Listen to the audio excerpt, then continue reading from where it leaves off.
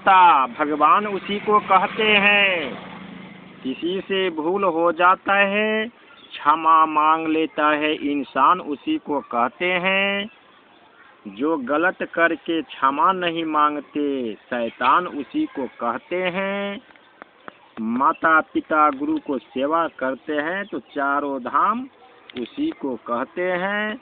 और जो सही दंड देने वाले को, गलत करने वाले को दंड देते हैं, विधान में उसी को कहते हैं।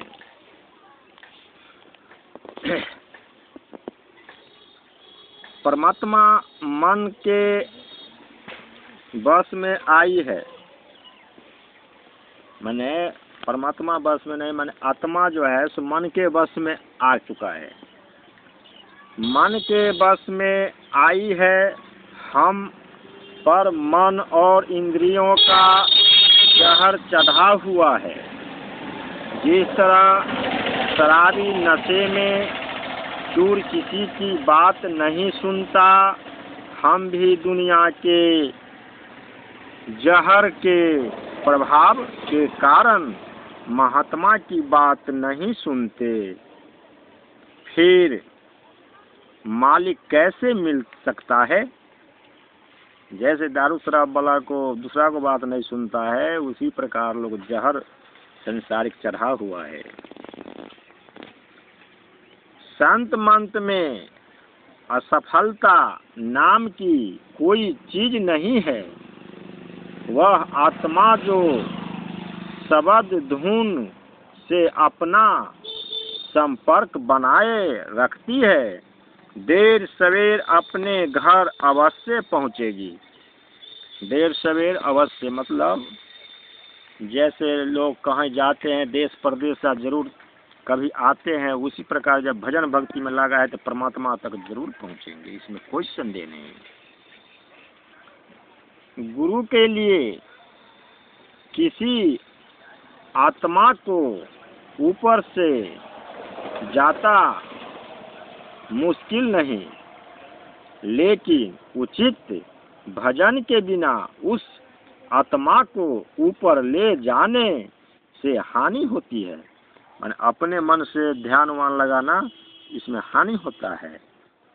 एक रेशमी कपड़े को जो कांटेदार पौधे पर फैला हुआ है, अगर एकाएक खींचा जाए तो वह फटकर टुकड़े टुकड़े हो जाएगा।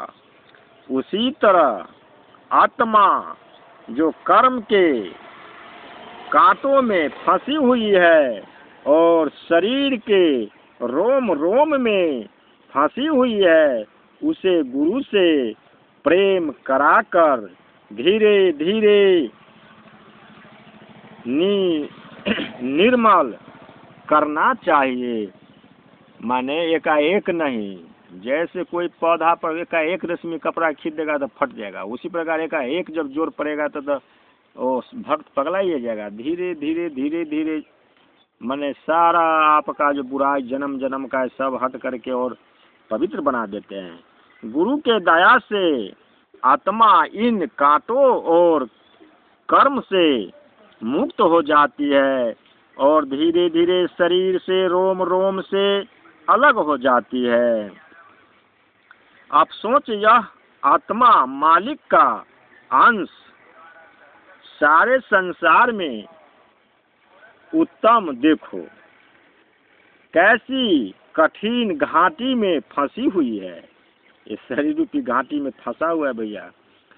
कहाँ यह आत्मा परमात्मा सतपुरुष का अंश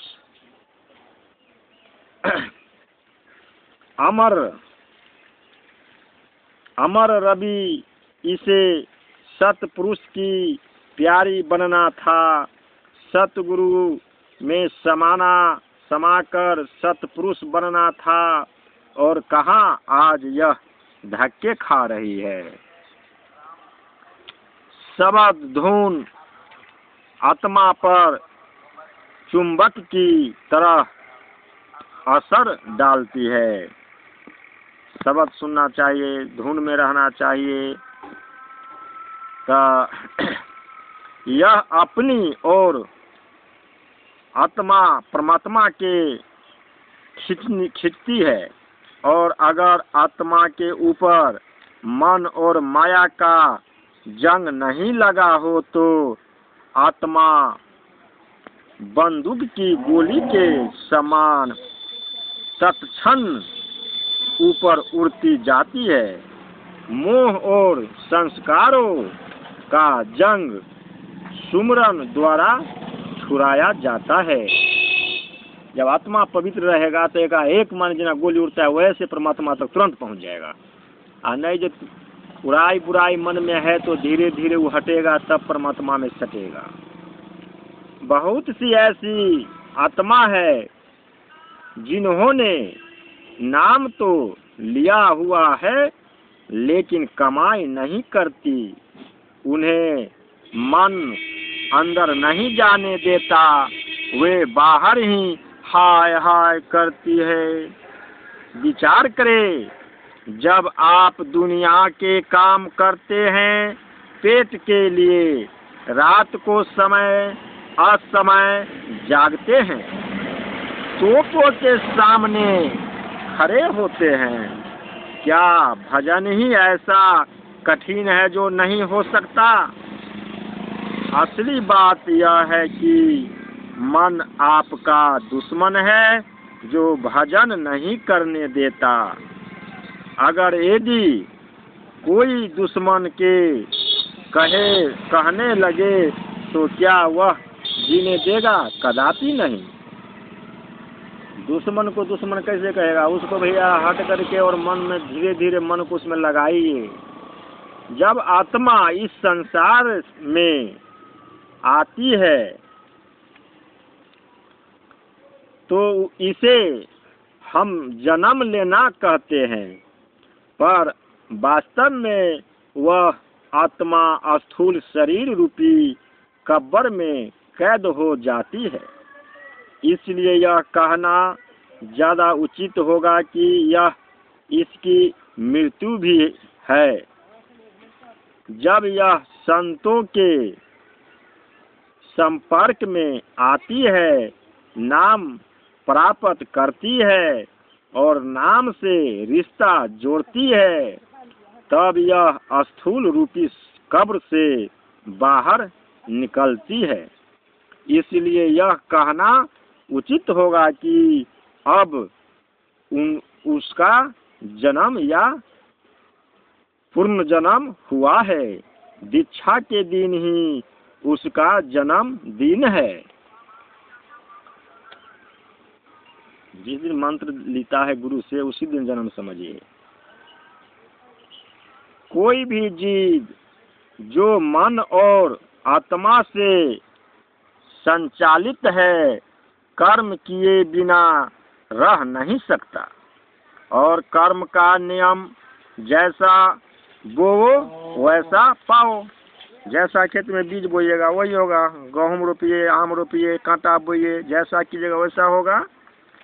उस पर लागू रहता है।